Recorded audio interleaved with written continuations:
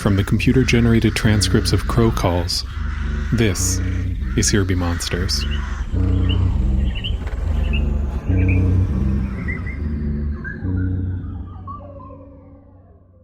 (2021) March 11th. It's about 10 p.m. I've got in front of me here, I've got my most treasured possession from about the year 1993. It's actually quite possibly the oldest possession of mine that I currently have. I've taken it with me now on probably close to a dozen moves. I've taken this with me. It's like the one thing. It's a book. It's about 300, maybe 400 pages long. It's a hardcover. It's called the Kingfisher Illustrated Encyclopedia of Animals. It's still got the original dust jacket on it, and it's honestly, for being with me this long, it's in amazingly good shape. Let's read an animal fact here. Let's just flip through.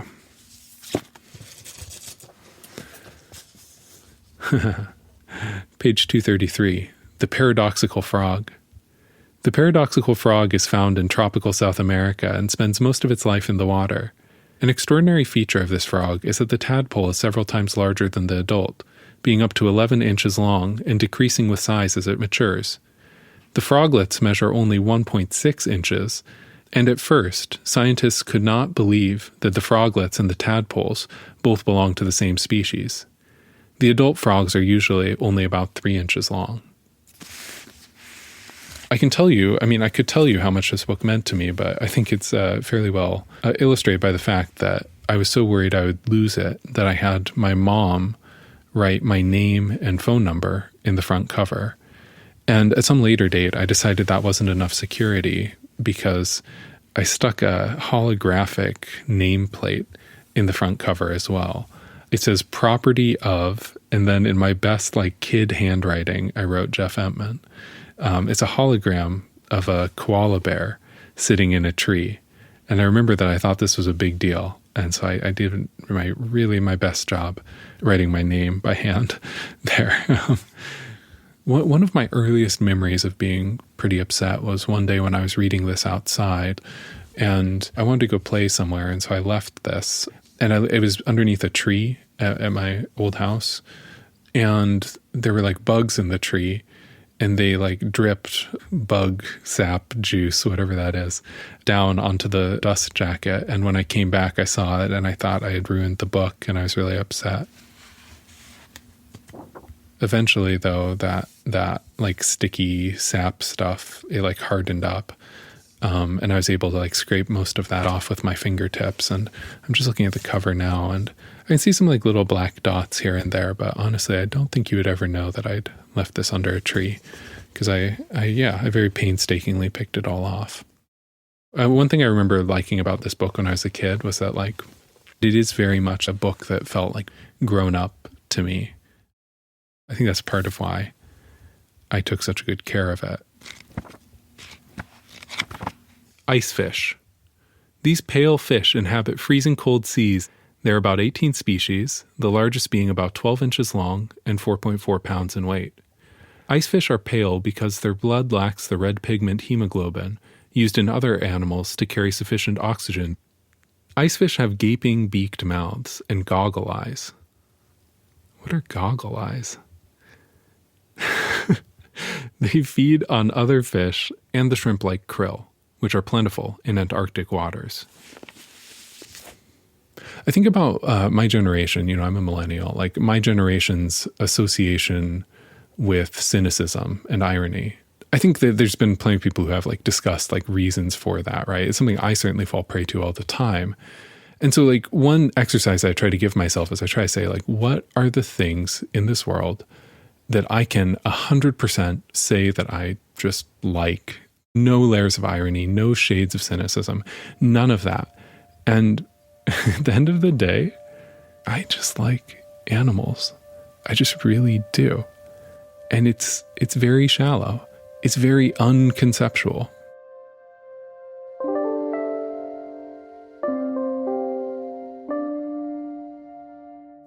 I have a lot of questions about whether or not this book impacted the decisions I've made 5, 10, 15, 20, 25 years after it was given to me. It was a large part of my childhood, though, this book. Ooh. Hydra. Hydra are small freshwater animals related to jellyfish and sea anemones. They have thin cylindrical bodies and several tentacles, usually 5 or 6, but sometimes as many as 12. On the other end of the body is a sticky disc, which the Hydra uses to anchor itself to solid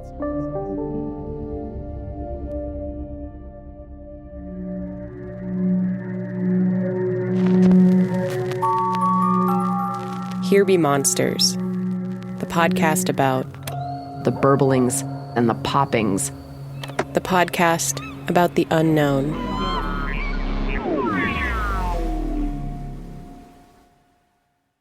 The sponsor for this episode is Chazco of Brooklyn, New York. Chazco takes care of cats and dogs like this one. This is Kane. And Kane sometimes has trouble around new people, so he gets his walks from Chazco. Hi, Kane. Hi. What are you doing? Chazco welcomes pets with special behavioral and medical needs. Pets that some other services might turn away. Okay, let's go.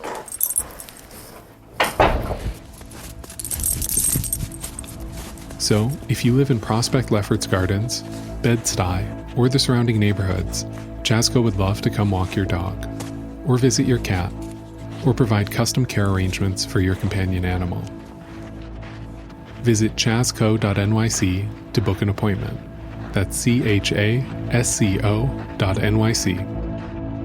You can find that link in this episode's show notes.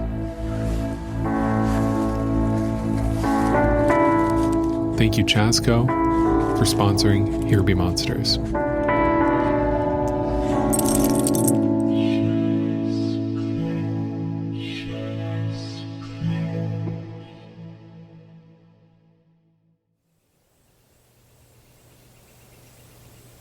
I had driven across the country, a couple times before I moved to sagebrush country. And to be honest, I think a lot of us, myself included, take sagebrush for granted. And sagebrush as a plant is incredible. It's so hardy and smells like nothing else I've ever smelled in my whole life. And I struggle for the words to even describe that smell, but anybody who's, broken off a piece of sagebrush as they're walking through the desert knows exactly that smell.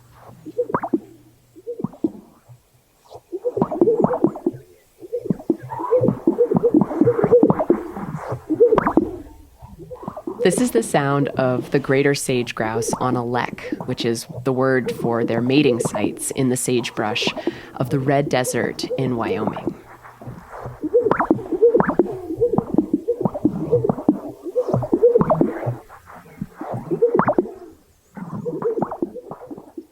You wouldn't know a lek if you were just walking through the sagebrush. You wouldn't be able to tell that the birds are actively participating in their mating behavior here. But what it looks like is this kind of open clearing or sort of like grassy meadow surrounded by sagebrush.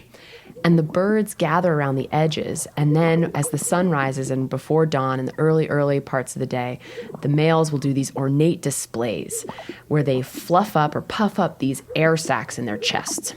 And these air sacs are white and they stand out against their darker feathers around them. And the males will quickly rush their wings down the sides of these air sacs. And it makes this swishing sound that if you listen really closely, you can hear it right alongside the sounds of the burblings and the poppings of their calls.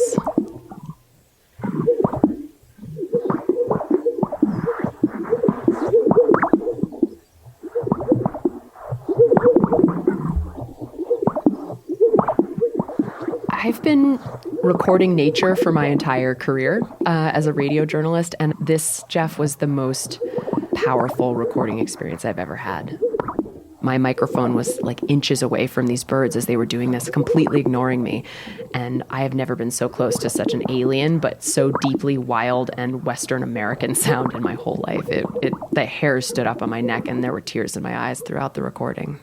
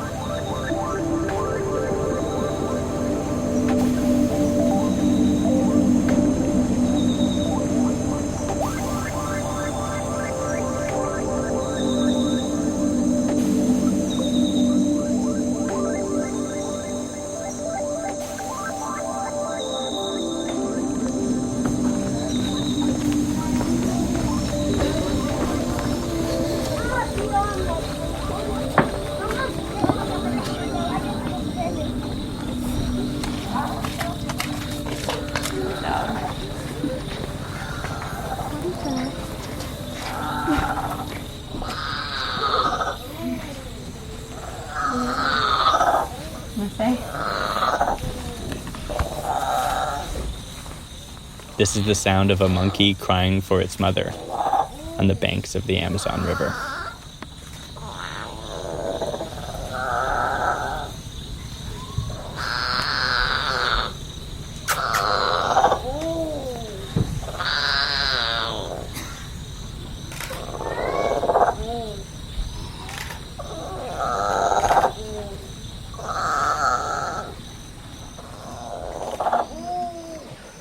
So I'd taken a boat 15 hours into the Amazon with some surfers who wanted to ride the pororoca, the monster wave that comes every year and disturbs the land and picks up alligators on the way. I mean, it sounded this very mythical thing. So we went into the Amazon on this boat, and we got off into the dock, and we're walking around, and we heard the sound. It was just coming from the tiniest monkey you could ever think. And it was just lying there in this bed of hammock string. They said that the monkey's mother was missing, and it was waiting for her or looking for her. And that was why it was crying, and they said that they were just giving the monkey some milk in the meantime.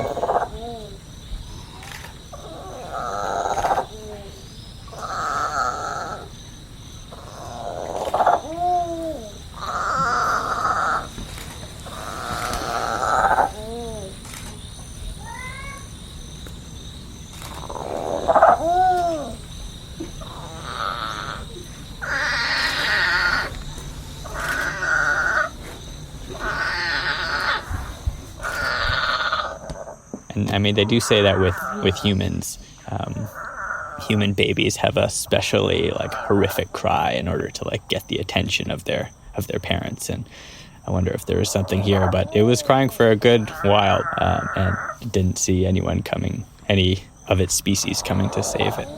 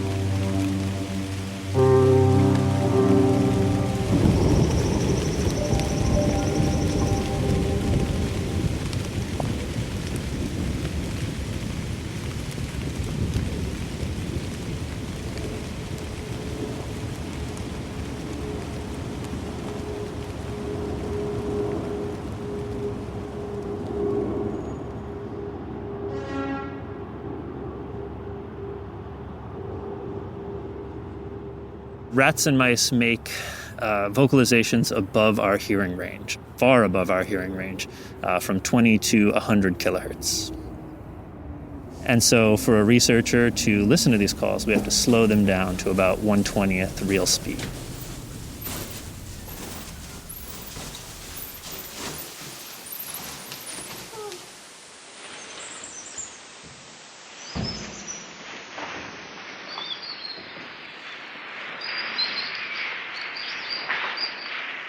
This is the sound a rat makes when they're happy.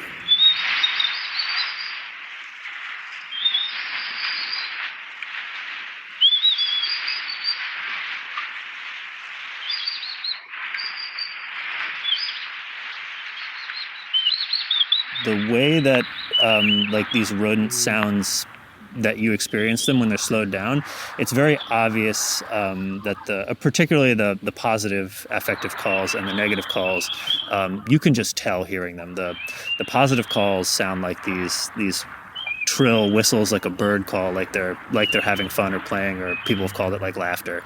And the distress calls are very much, one frequency. They kind of sound like an extended long whine.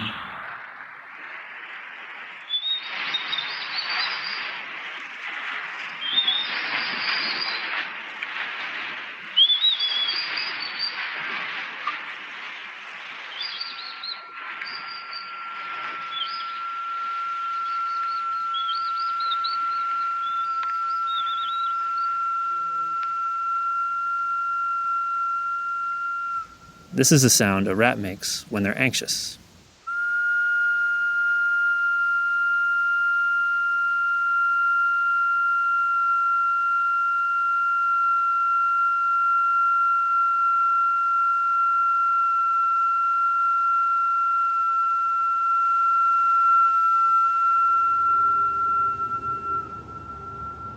When I started researching it, we did everything by hand. You would go through these hours-long files, slowed down at 1/20th speed, and find each individual call by hand. And that's just not tenable for large-scale experiments. And so we needed some method to do this faster and more accurately.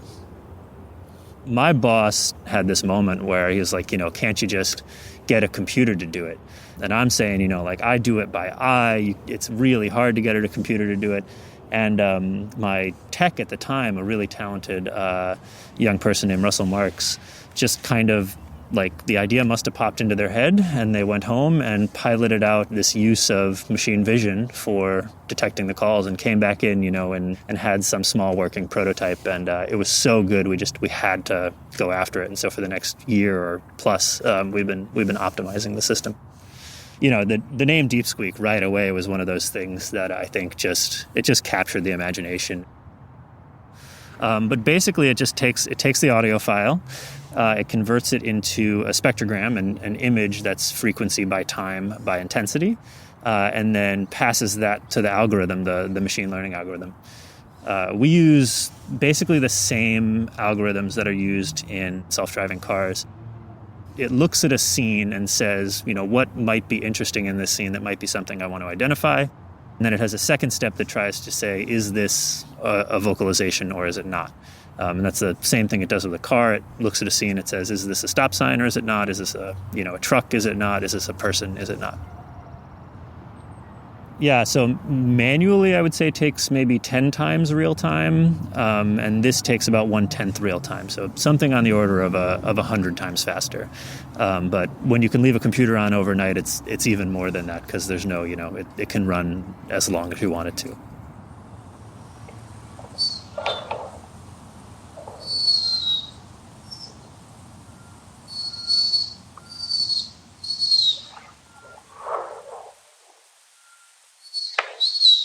This is the sound a mouse pup makes when they're trying to get the attention of their mother.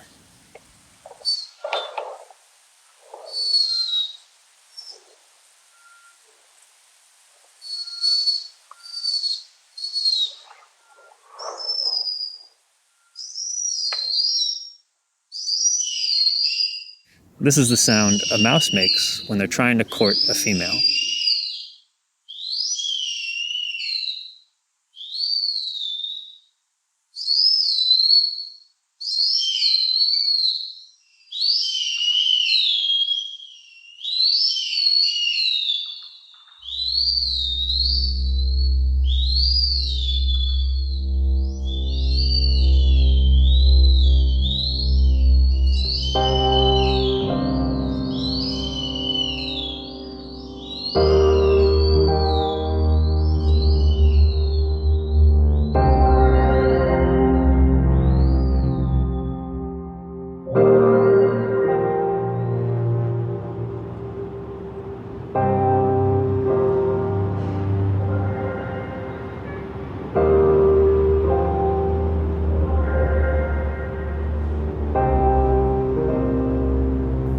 My name's Ashley Ahern, and I am the creator and host of a podcast called Grouse, which explores the urban-rural divide and what we can all learn from this weird, troubled bird called the greater sage grouse that lives in sagebrush country across the West and is in decline.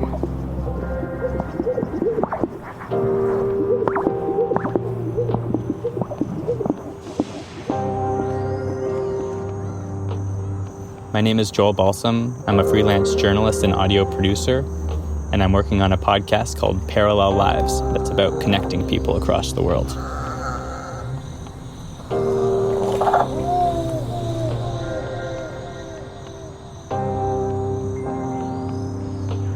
I'm Kevin Coffey, and I'm a postdoctoral scientist at VA Puget Sound and the University of Washington. I study the genetics of stress and anxiety disorders in rodent models, and I'm the co-creator of Deep Squeak, a software for detection and analysis of rodent vocalizations.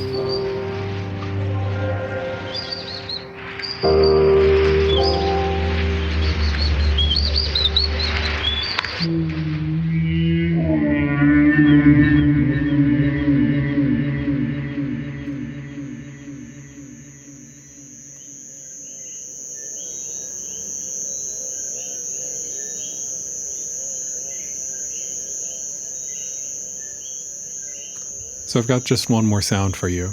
It's kind of hard to listen to, I know, but there's actually a good reason for that. Here Be Monsters listener Isaul recorded this last time they were back home in Puerto Rico.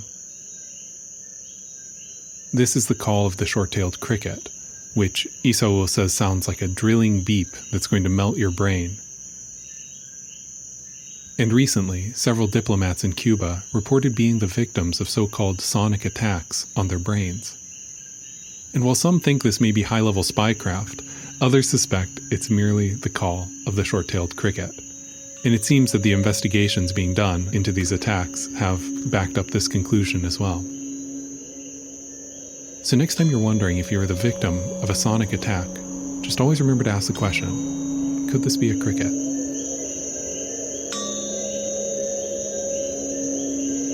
Thank you, Isaul, for sending in this sound and for sharing the backstory as well.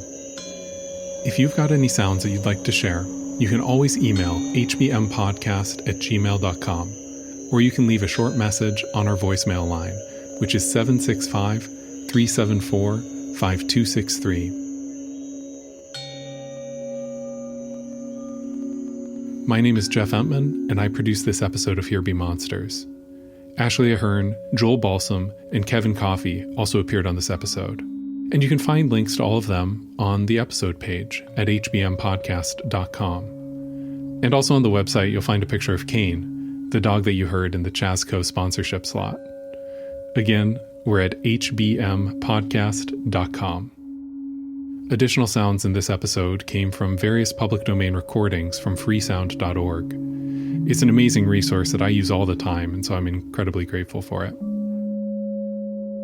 Music on this episode came from The Black Spot and Cirocell. Here Be Monsters is an independent podcast about fear, beauty, and the unknown. It's supported by individual sponsors and donors. And you can support this show too by visiting patreon.com/hbmpodcast. Thanks for listening. More episodes soon.